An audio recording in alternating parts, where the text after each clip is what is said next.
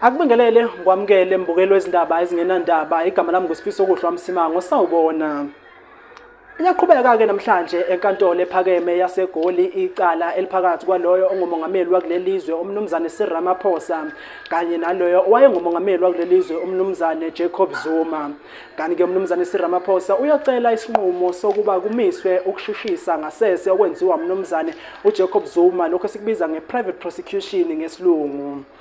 Kanti ke intatheli yezindaba ezingenandaba uSifiso okuhlwa Msimango uyachaza. Liqhubekile namhlanje icala elisenkantolo ephakeme eliphakathi kwaloyo ongumongameli wakulelizwe umnumzane Ramaphosa nalo owayengumongameli wakulelizwe umnumzane uJacob Zuma.